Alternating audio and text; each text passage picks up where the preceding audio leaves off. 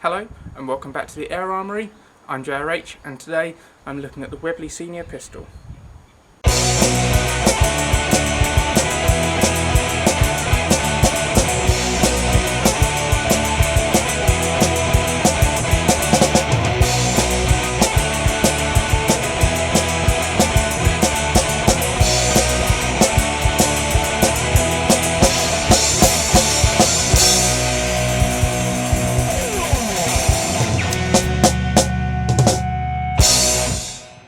Right, the first pistol to feature on the Air Armoury, the Webley Senior.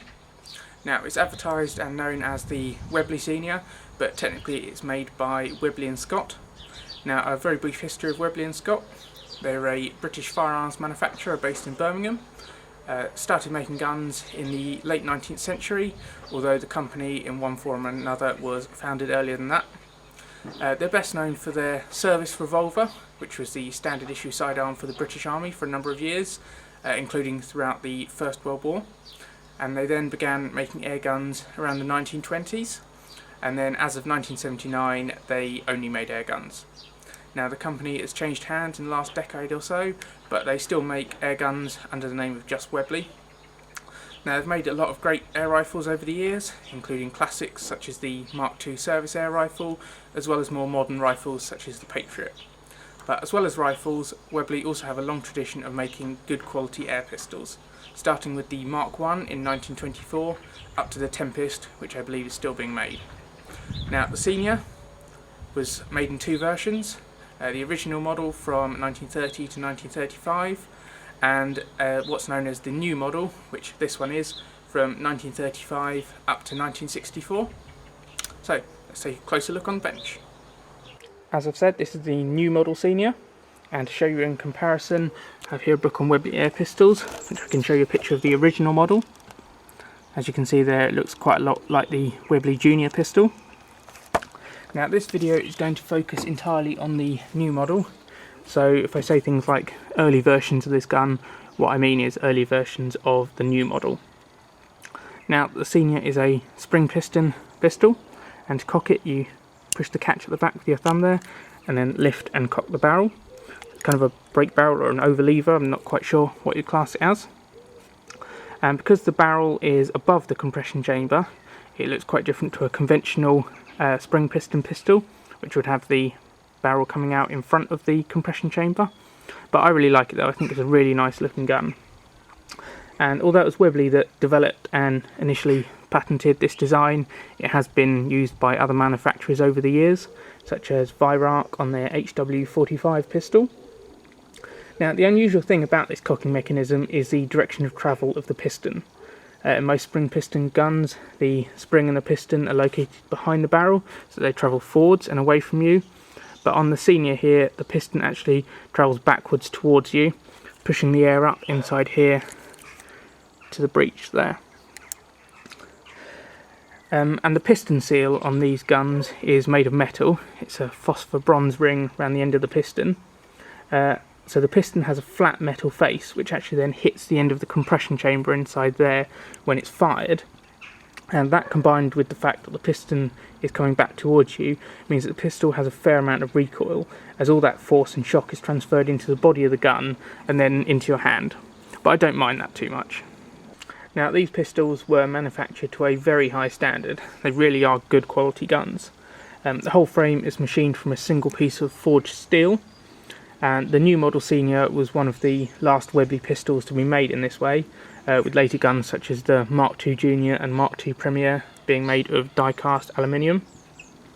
Because the pistols are sturdy, steel-framed guns, they're quite heavy, weighing at just over 2 pounds, which is just under a kilogram, but that doesn't bother actually. It really feels nice in your hand, good heftiness to it.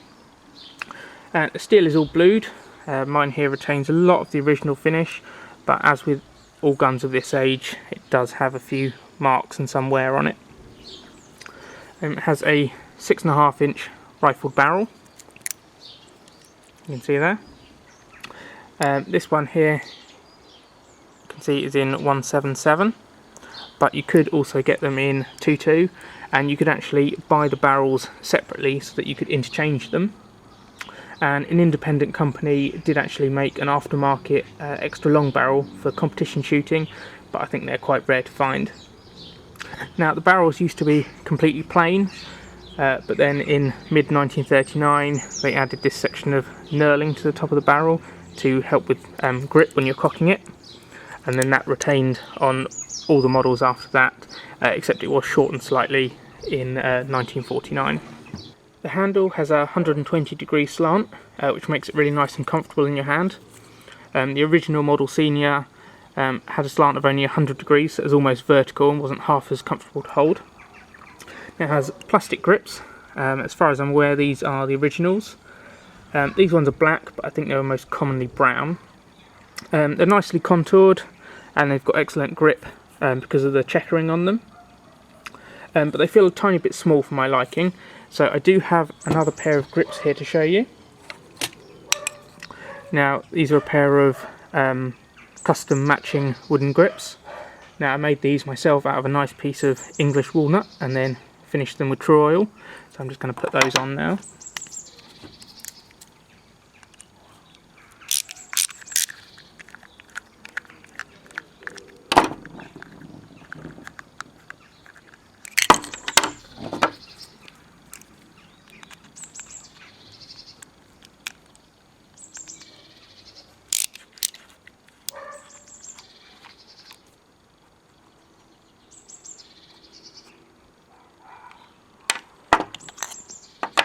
You can actually see under the grips there clear evidence that this gun has been forged rather than die cast.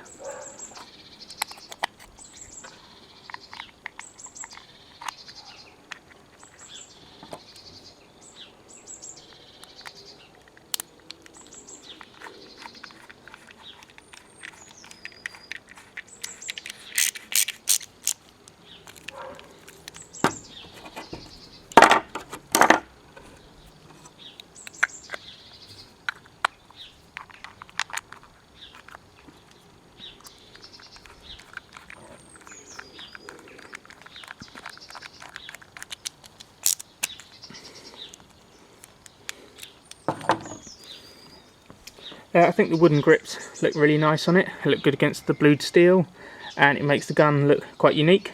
And they're also a little bit fatter than the originals, so I find them a lot more comfortable. Now the handle also has these serrations running around it. Now these serrations were known as cording. Most of the new Model Senior had these, but a few of the very early ones didn't. And then they were abandoned again in 1964 to save time and money. Now they do help to add grip, but I think as much as anything they just make it look quite nice. Now in terms of sights, there's just a notch at the back and then a post at the front to line it up with. The sights are quite simple, but I like them and they work quite well, but they can be very tricky to zero. The rear sight at the back here, it is adjustable for windage and elevation, but rather than having any nice dials or anything to turn, you just have to loosen this screw and actually move these pieces at the back. So it can be very tricky to make fine adjustments. And even when you think you've got it spot on, you can actually move them all out of place just by tightening the screw. Now I'm not going to undo them now, as I've got the sights to where I'm happy with them. And the Senior is limited to open sights. It doesn't have the facility to mount a scope, not that you'd particularly want to on a pistol like this. It has a single stage trigger which isn't adjustable, but I find it's quite a good trigger. Now a previous owner has actually ground down the sear slightly to make it the trigger a bit lighter. This one has the original thinner trigger, as later on in production they made the trigger a lot fatter, and the Senior doesn't have a safety. I'm now just going to show you some of the markings on the gun. On the left hand side here you have the Webley Senior, made in England. And then above the trigger, you have the serial number. This one is S15556. Now, serial numbers for this model started around S7000, as they carried on from the original Model Senior, and they ran up until around S19000, when production ceased due to the Second World War. Then, when production resumed in 1946, the serial numbers were abandoned and replaced by 3-digit batch numbers. If I lift the barrel here, you can see the oil here instruction. That was changed to read just oil in 1947. Then on the cap on the back of the compression chamber here, I don't know quite how well you can see that, it says not to be removed, which is obviously an instruction that a previous owner has chosen to ignore. Guns made directly after the Second World War had a blank cap on the end here, but the warning was reinstated as "do not remove" in red lettering shortly after that. On the right side of the gun, we've got Webley and Scott Limited, Birmingham. And then at the front of the compression chamber you have a list of the Webley patents, and these were actually replaced by a single line saying Webley patents at some point, but even that was abandoned in 1964 when the patents expired. My pistol here is dated around 1939, which I can tell from the serial number and the various markings I've already spoken about, and as I've already said, mine is in 177. Cosmetic condition is good for the age, just a few marks on the right hand side which I've already showed you. Most of the gun is original, although I have replaced a few parts, namely the grips obviously, mainspring, the breech seal, trigger spring and the small spring inside the barrel catch plunger here. The bit I'm still trying to find a replacement for though, which I'm finding quite difficult to find, is the barrel catch itself. If I push the back there, you might be able to see it's actually split one side of the screw, which obviously significantly weakens it, and on later versions of the Senior this part of the catch was actually widened to strengthen it. Now I'm going to test the accuracy of this pistol. I'll be shooting 10 pellets at one of these 14cm square paper targets from a distance of around 10 metres, maybe a little bit less, just to make sure I actually hit the target. And to do that I'll stick to the theme by using these old 8.3 grain Webley special wasted pellets. Now these aren't as old as the gun, but I think you could probably still class them as vintage Webley pellets.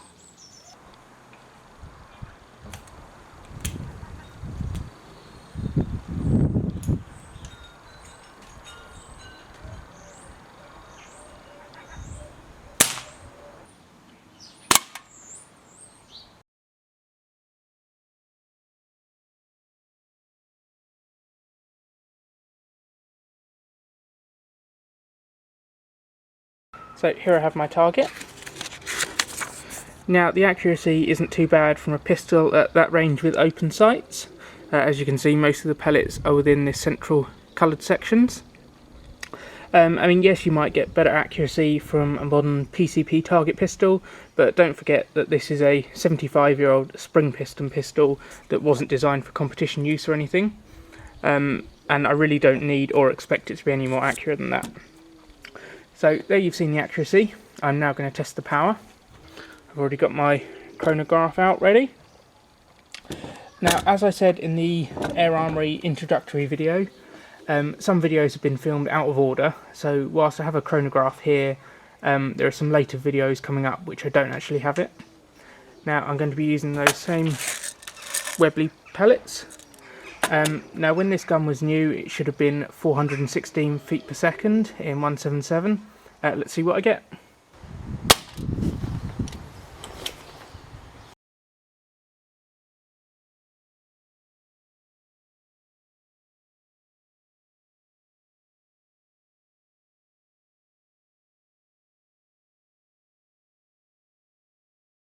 So here I have my chronograph test sheet. Now I've already done all my calculations. I'm getting an average of 418.43 feet per second, which I'm really happy with. That's only 2.43 feet per second from what it would have been getting when it was new, over 75 years ago, which is largely due to having replaced the mainspring and cleaned and re-lubricated it all recently. Now with these pellets, that works out as a power of 3.23 foot-pounds. So it's not a massively powerful pistol at just over half the legal limit for pistols in the UK. But like I said about the accuracy, for this kind of pistol it really doesn't need to be any more powerful than that. So there you've seen the Webley Senior pistol. Now I absolutely love this gun, it's my favourite pistol, and for me the Senior is actually the best looking air pistol I've ever seen. It looks great, it feels really nice to shoot, it's well made, and really it's the perfect plinking pistol.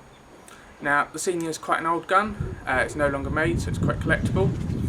Whilst you might not just be able to walk into your local gun shop and buy one, you might be able to find one at a shop that sells second-hand air guns, at gun shows or through sellers on websites such as Gunstar, and I bought mine from an antique firearms dealer. They cost slightly more than the 45 shillings they did when they were new. I paid £150 for this one, which seems to be about the going rate in this kind of condition, but the value of each one depends on things like condition, age, and whether it's got the original box or accessories. Alternatively, if you like this kind of gun but would rather buy new, the modern equivalent is the Webley Tempest. Now, a slight side note, but if you have one of these pistols, or any other Webley air pistol for that matter, I'd highly recommend this book. Now this is the one that I showed you briefly earlier on. It's called Webley Air Pistols, Their History and Development by Gordon Bruce, and it contains a wealth of information, diagrams and photos, including on the Senior, and I'll put the ISBN in the description below for anyone who's interested in that. So, thanks for watching, and until next time, keep your arms in the air.